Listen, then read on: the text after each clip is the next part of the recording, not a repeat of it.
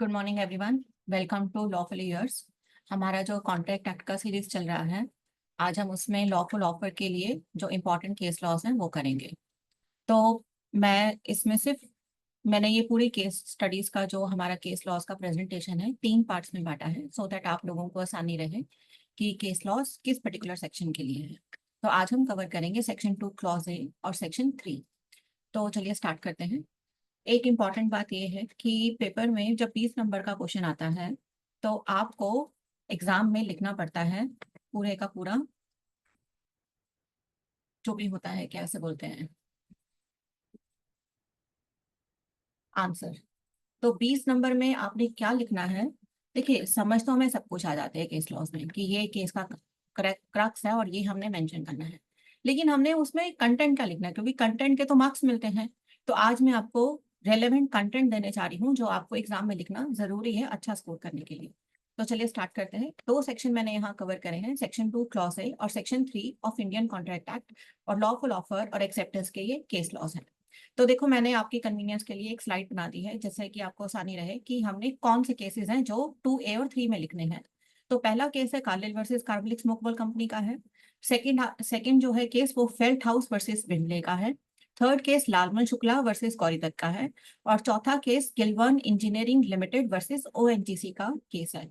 अगर आप देखेंगे तो मैंने इनको ऑर्डर वाइज लिखा है। साल लिखना जरूरी नहीं है, साइटेशन लिखना जरूरी नहीं है, आपको सिर्फ केस का नाम याद होना चाहिए। अब ये तो आपको पता है ना कि कॉन्ट्रैक्ट का फर्स्ट स्टेप जो होता है वो ऑफर से स्टार्ट होता है। तो पहला केस जो है वो है कार्लिल वर्सेस कार्बोलिक स्मोकेबल कंपनी का। तो देखो, मैंने ना ये केस आपका पीछे भी डिस्कस करा हुआ है इनविटेशन टू ऑफर और ऑफर में। तो मैंने सिर्फ ना रेलेवेंट पॉइंट जो है स्लाइड्स को छोटा करने के लिए सिर्फ वही यहाँ दिया है, क्योंकि मैं रिपीटेशन नहीं चाहती थी। तो कार्लिल वर्सेस कार्बोलिक स्मोकेबल कंपनी का केस ये कहता है कि 1890 और 1991 के करीब ना इंग्लैंड में कोई कोरोना वायरस टाइप का वायरस आया था जिससे लाखों लोग मर गए थे। तो एक कंपनी थी कार्बोलिक स्मोकेबल कंपनी, उन्होंने एक मेडिसिन बनाई थी और यू कैन से उन्होंने एक स्मोक बॉल बनाई थी जिसे इनहेल करने से वो इन्फ्लुएंजा नहीं होता था। तो उन्होंने ना एक न्यूज़पेपर में एक एडवर्टाइजमेंट दिया कि हमारी ये जो दवाई है इतनी इफेक्टिव है कि अगर आप इसको कंज्यूम करेंगे एक पर्टिकुलर टाइम पीरियड के लिए, से 2 हफ्ते के लिए, 4 हफ्ते के लिए, तो हम इस बात की गारंटी देते हैं कि आपको इन्फ्लुएंजा या वो बीमारी नहीं होगी। और अपनी सिंसियरिटी दिखाने के लिए हम लोगों ने 1,000 पाउंड भी बैंक अकाउंट में जमा करा दिए हैं। ये सारे फैक्ट्स मैंने लास्ट जो हमारी प्रेजेंटेशन थी invitation to offer versus offer की, उसमें मेंशन करे हुए हैं। तो आप मटेरियल वहां से ले सकते हैं। तो कंपनी ने एडवर्टाइजमेंट दिया, कार्लिल मैम ने जो थी वो मेरी तरह थी कि चलो ट्राई करके देख लेते हैं, होती है नहीं होती। उन्होंने परचेजेस करे, उन्होंने कंज्यूम करा, उन्होंने दवाइयां ली टाइम से जैसे उन्होंने बोला था। और 15-20 दिन बाद उन्हें इन्फ्लुएंजा हो गया। अब उन्होंने खत लिखा कि देखिए ऐसा है, आप जो क्लेम करते हैं वो बेसलेस है, आप मुझे मेरा रिवॉर्ड दे दीजिए जो 100 पाउंड्स का आपने बोला है। तो अब देते वक्त तो कोई भी नहीं ना देता रिवॉर्ड, पैसे निकल रहे हैं जेब से, तो उन्होंने मना कर दिया। तो कार्लिल के जो हस्बैंड थे वो वकील थे, उन्होंने केस फाइल कर दिया। पहले तो वही नोटिस वाला काम चला, उसके बाद इन्होंने केस फाइल कर दिया और कोर्ट के सामने ये क्वेश्चन आया, इशू क्या आया कि क्या कार्बोलिक स्मोकेबल कंपनी ने जो एडवर्टाइजमेंट दिया वो पब्लिक के लिए ओपन था और ये किस तरह का एडवर्टाइजमेंट है। कार्बोलिक स्मोकेबल कंपनी कहती है कि नहीं जी, ये जनरल ऑफर नहीं है, लोगों के लिए नहीं था, ये स्पेसिफिक लोगों के लिए है। अब कोर्ट कह रहा है लेकिन तुमने स्पेसिफिक लोगों का नाम तो मेंशन नहीं करा। और कार्बोलिक स्मोकेबल कंपनी आगे फर्दर ये कहती है कि भाई देखो ऐसा है, अपने प्रोडक्ट को बेचने के लिए सभी एग्जैजरेशन करते हैं, तो हमने भी एग्जैजरेट कर दिए क्लेम्स। इसको हम बोलते हैं डॉक्ट्रिन ऑफ पफरी, राइट। ये एक नया वर्ड है, जब आप लिखेंगे ना एग्जाम में इसके नंबर मिलेंगे आपको, डॉक्ट्रिन ऑफ पफरी। तो पफरी का मतलब ये है कि बढ़ा चढ़ा कर बताना। लेकिन कोर्ट ने बोला कि भाई तुम बढ़ा चढ़ा कर लिख रहे हो, मैं मानता हूँ एडवर्टाइजमेंट में भी होता है ये, लेकिन तुम आगे लिख रहे हो कि 1,000 पाउंड मैंने बैंक में जमा करा दिए हैं, तो फिर एग्जैजरेशन थोड़ी ना है ये तो तुमने अपने पॉइंट्स क्लियर कर दिए हैं कि भाई मेरा दवाई जो है वो इफेक्टिव है और वो काम कर रही है। तो आपको कार्लिल को जो आपने बोला है रिवॉर्ड वो देना पड़ेगा। तो पहला पॉइंट तो ये होगा कि ये रिवॉर्ड आपको मिलेगा। मेन इसमें चीज क्या थी, पहली बात ये कि जब एक कंपनी न्यूज़पेपर में एडवर्टाइजमेंट देती है वो जनरल ऑफर कहलाती है। पब्लिक एट लार्ज को जब ऑफर दी जाती है वो जनरल ऑफर कहलाती है। और दूसरा, इस ऑफर की एक्सेप्टेंस तब हो जाती है जब कोई बंदा उसको परचेज करके उसकी टर्म्स एंड कंडीशंस को फॉलो करके उसे यूज करना शुरू कर देता है। तो ऑफर, एक्सेप्टेंस और इंटेंशन तीनों चीजें हैं इसमें, राइट। तो Carlill versus Carlill snowball company का केस ये कहता है। अब हमने लास्ट वीडियो में भी इस बारे में बात करी थी कि सेक्शन 3 कहता है कि दो तरीके हैं जब आप ऑफर या एक्सेप्टेंस को कम्युनिकेट करते हैं। देखो, ये मैंने तुम्हें बार बार बोला है, effective communication is the lifeline of any contract. मतलब तुम अगर अपनी बात को तरीके से नहीं कह रहे हो तो फिर प्रॉब्लम है ना। तो सेक्शन 3 आपको दो तरीके बताता है। दो तरीके कौन से? मोड और मैनर। मोड ये कहता है कि आप अपनी ऑफर लिख कर दे सकते हैं, बोल कर दे सकते हैं, चुप रहकर भी दे सकते हैं और एक्सेप्टेंस भी दे सकते हैं इसी तरह से। और मैनर का मतलब हो गया कि आप बाय पोस्ट भेज सकते हैं, बाय फैक्स भेज सकते हैं, फोन के थ्रू बात कर सकते हैं, या आजकल जो इलेक्ट्रॉनिक मीडिया काम कर रहा है उसके थ्रू भी आप अपना जो कॉन्ट्रैक्ट है वो फॉर्म कर सकते हैं। तो सेक्शन 3 में जो पहला केस है वो है फेल्टहाउस वर्सेस बिंडले का। इसमें आपको बताएगा मोड। मोड का मतलब किस तरीके से, एक्सप्रेस, इम्प्लाइड, साइलेंस। तो ये केस बेसिकली आपका साइलेंस के ऊपर डिपेंडेंट है कि क्या साइलेंस, चुप रहना मतलब आपने ऑफर एक्सेप्ट कर लिया। तो इसमें हम बात करते हैं फैक्ट्स की। फैक्ट्स यही कहते हैं कि एक अंकल हैं, पॉल फेल्टहाउस, वो बिल्डर हैं जो लंदन में रहते हैं।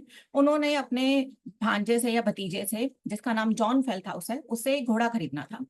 तो उन्होंने अपने भतीजे को लेटर लिखा कि भाई ये प्रॉब्लम, ये घोड़ा मैंने खरीदना है, और साथ में ये लिख दिया कि अगर तुम मुझे जवाब नहीं दोगे ना तो मैं ये समझूंगा घोड़ा मेरा हो गया और इसके लिए मैं तुम्हें 30 पाउंड 15 सेंट्स जो भी है वो पे कर दूंगा। अब बेचारा वो, उसका भांजा बिजी था, उसने जवाब नहीं दिया। लेकिन उसकी ऑक्शन चल रही थी तो उसने अपने ऑक्शनियर को बोला, जो बंदा ऑक्शन करवा रहा था उसका नाम था विलियम बिंडले। उसने विलियम बिंडले को बोला कि भाई देख, ऐसा है, अंकल का लेटर आया, ये घोड़ा मत बेचियो। लेकिन बिंडले ने बेच दिया, उसके ध्यान में नहीं रहा।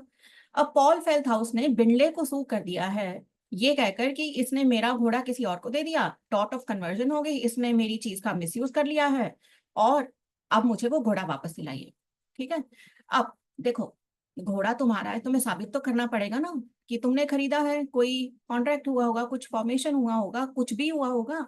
अब अंकल जब कोर्ट में गए ये कहकर कि घोड़ा मेरा है, मेरे को दीजिए, कोर्ट ने बोला एविडेंस दीजिए।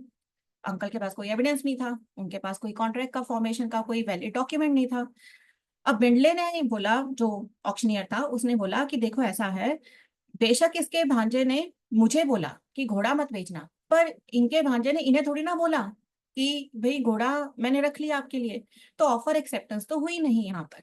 तो यहाँ पर इशू क्या था कि जॉन फेल्टहाउस, जिसने अपने अंकल को, पॉल को जवाब नहीं दिया, क्या वो एक्सेप्टेंस है? कोर्ट ने बोला section 3 para 1 and section 4 para 1, my mistake. Section 3 communication की बात करता है, मोड आप कैसे भी कर सकते हैं, जिसमें से एक तरीका साइलेंस भी है। और सेक्शन 4 पैरा 1 एम्फेसाइज करता है कि नॉलेज में आ जाती है जब ऑफर या एक्सेप्टेंस, तो वो वैलिड मानी जाती है। तो इस दोनों में से तो कुछ भी नहीं हुआ, तो इस केस में ये बोला गया कि silence does not amount to offer and silence may amount to acceptance. तो अगला केस है जो हमारा, वो है लालमन शुक्ला वर्सेस गौरी दत्त का। ये बहुत इंपॉर्टेंट केस है और इसमें मैंने डिटेल में आपको स्लाइड दिया है। देखो, मैं आपको जितना भी दे रही हूँ ना, उसमें से अगर आप 80% पे ही लिख आते हैं पेपर में, तो I assure you, you will definitely get good marks. देखो, लैक ऑफ कम्युनिकेशन, अगर आप अच्छे तरीके से अपनी बात को एक्सप्रेस नहीं कर पाते तो फिर प्रॉब्लम होती है ना। तो यहाँ पर गौरी दत्त का जो भतीजा है वो घर छोड़कर भाग गया है। अब गौरी दत्त के घर पे नौकर जो हैं लालमन शुक्ला, वो काम करते हैं, क्लर्क का काम करते हैं। उन्होंने बोला क्लर्क को, जाओ भैया ढूंढ कर लेकर आओ। और वो गया। इसी दरमियान जब वो गया तो गौरी दत्त अंकल ने पैम्पलेट छपवाए कि जो भी कोई मेरा भतीजे को ढूंढ कर लेकर आएगा उसमें 501 रुपया इनाम दूंगा। अब प्लेंटिफ को, मतलब लालमन शुक्ला को, उनका भतीजा मिल गया हरिद्वार में और वो उसे ले आए। ले आए तो ठीक है, आपस में उनका काम होगा। अब गौरी दत्त ने लालमल को लाने के लिए, उसके भतीजे को लाने के लिए उसको मतलब अप्रिशिएट करा, उसको रिवॉर्ड भी दे दिया। उसने क्या दिया, उसे 2 सॉवरन और 20 रुपीज दे दिए। तो उसने बोला ठीक है, काम चलता रहा। 6 महीने बाद इनके बीच में कोई डिफरेंसेस आ गए और इसने नौकरी छोड़ दी। नौकरी छोड़ने के बाद उसे पता चला कि ऐसा कोई इनाम, जब मैं उसका भतीजा ढूंढने गया था तो उसने कोई ऐसा इनाम रखा था। तो लालमल ने मांगा उसे, भाई 499 रुपए या 501 रुपया दीजिए मुझे। अब उन्होंने मना कर दिया। वो कहते क्यों? मैं तो नहीं दूंगा। तो इसीलिए लालमल ने कोर्ट में केस फाइल करा। तो कोर्ट के सामने इश्यूज क्या हैं? ठीक है, कोर्ट के सामने इश्यूज क्या हैं? कोर्ट सबसे पहला इशू ये है कि जो लोअर कोर्ट ने डिसीजन दिया कि लालमल शुक्ला को पैसे मिलने चाहिए, क्या वो वैलिड है या नहीं वैलिड है? डिफेंडेंट ने मतलब गौरी दत्त ने जो ऑफर करी, जो पैम्पलेट्स बंटवाए 501 रुपए के, वो किस तरह की ऑफर है?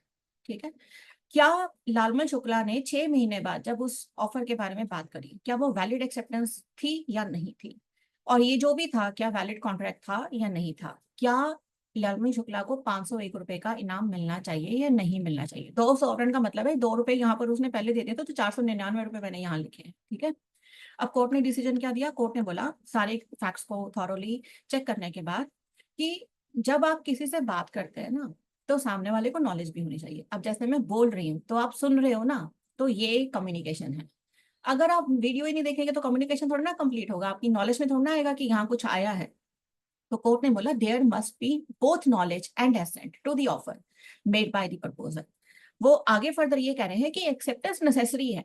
देखो, अगर सामने वाली पार्टी तुम्हारी बात का जवाब ही नहीं देगी, तो फिर तो सारी पॉइंट ऑफ डिस्कशन इररिलेवेंट हो जाता है ना। और यहाँ पर आगे फर्दर कोर्ट ने बोला कि लालमल शुक्ला जब आप उसका भतीजा ढूंढने के लिए गया, तब उसको इस पर्टिकुलर ऑफर के बारे में कोई भी नॉलेज नहीं थी। अगर नॉलेज होती तो फिर थोड़ा ना वो सब 200 लेकर बात टाल देता, वो तभी 501 रुपया मांगता। तो एज अ रिजल्ट इन दोनों के बीच में कोई भी वैलिड कॉन्ट्रैक्ट नहीं था, और लालमल शुक्ला क्लेम के लिए एंटाइटल्ड नहीं है। क्यों एंटाइटल्ड नहीं है? Due to lack of prior knowledge and information about the offer. अब देखो इसमें क्या लिखोगे ऐसा जिससे आपको नंबर मिले। पहला जजमेंट का ये पैराग्राफ, जज ने बोला कि लालमल शुक्ला एज अ सर्वेंट अपनी सिर्फ ड्यूटीज फुलफिल कर रहा था, है ना, क्योंकि उसका काम है, it is a part and parcel of his obligation. और वो उस पर्टिकुलर जो उन्होंने पैम्पलेट निकाला था उसके बदले में नहीं कर रहा था, उसे स्पेशल ये ऑब्लिगेशन दी गई थी परफॉर्म करने के लिए। तो ये भी एक कारण है कि इन इसका और गौरी दत्त का कोई वैलिड कॉन्ट्रैक्ट फॉर्म नहीं हुआ था। तो जो रेशो डिसिडेंडी का पार्ट है, रेशो डिसिडेंडी मतलब कि जो रीजनेबल डिसीजन है, जिस पर्टिकुलर रेशो पर डिसीजन बेस्ड था, उसमें उन्होंने ये 2 पॉइंट्स लिखे। अब इसके नंबर मिलेंगे आपको। 2 एसेंशियल एलिमेंट्स आर रिक्वायर्ड। उन्होंने बोला, कोर्ट ने बोला 2 एलिमेंट चाहिए। पहला, complete knowledge of the offer and या proposal. Complete knowledge of the offer मतलब आपको पता होना चाहिए कि हैप्पी आवर्स चल रहे हैं, तो आपको मिलेगी। और एक्सेप्टेंस ऑफ द ऑफर मतलब उस दरमियान आप जाएंगे वहां पर उस चीज को अवेल करने के लिए, तो उस चीज की एक्सेप्टेंस होगी। तो देखो ये मेन पॉइंट है जो आपको किसी भी नितिन प्रकाशन में या जो भी आपके 20 क्वेश्चन के सीरीज आते हैं उसमें नहीं मिलेगा। ये एक ऐसा पॉइंट है जो आप अगर पेपर में मेंशन करेंगे तो it will create a good impression. Ratio decidendi क्या कहती है लालमल शुक्ला वर्सेस गौरी दत्त की? वो ये कहती है कि 2 एलिमेंट चाहिए किसी भी तरह का वैलिड कॉन्ट्रैक्ट फॉर्म करने के लिए दो पार्टीज के बीच में। पहला है कंप्लीट नॉलेज और दूसरा है एक्सेप्टेंस ऑफ द ऑफर। तो सेक्शन 4 फर्दर एम्फेसाइज करता है कि जो ऑफर एंड एक्सेप्टेंस का कम्युनिकेशन है ना, वो बहुत इंपॉर्टेंट एलिमेंट है कि एक कॉन्ट्रैक्ट को वैलिडेट करने के लिए। तो knowledge and consent must be present to convert a proposal into an agreement. तो अगला केस क्या कहता है, Kilburn engineering limited versus ONGC का। इसमें कोर्ट ने ये बोला कि ऑफर और एक्सेप्टेंस 3 C's पर बेस्ड है। पहला सी है सर्टेनिटी, दूसरा सी है कमिटमेंट और थर्ड सी है कम्युनिकेशन। तो the 3 C's of valid offer and acceptance are certainty, commitment and communication. अगर इनमें से कोई एक भी मिस हो जाता है या कोई एक एब्सेंट हो जाता है तो कॉन्ट्रैक्ट इनवैलिड कहलाता है। राइट, अब आप ये केसेस लिखिए पेपर में and then share your views with me जब आपके रिजल्ट आएगा कि आपने क्या स्कोर करा है और इससे आपको क्या बेनिफिट मिला है इस क्लास से। तो अब मैं क्या बोलूं आपको पर जरूरी है, अगर आपको मेरे वीडियोस पसंद आ रहे हैं और आपको कंटेंट अच्छा लग रहा है तो शेयर करें, लाइक करें और सब्सक्राइब करें। मिलते हैं कल फिर से दोबारा। सेकंड पार्ट इसका मैं लेकर आ रही हूँ, सेक्शन 4 और 4 का ही है वो खाली, फिर 5th और 6th आएगा। देन आपके केस लॉस कंप्लीट हो जाएंगे and then will move to acceptance. Thank you very much.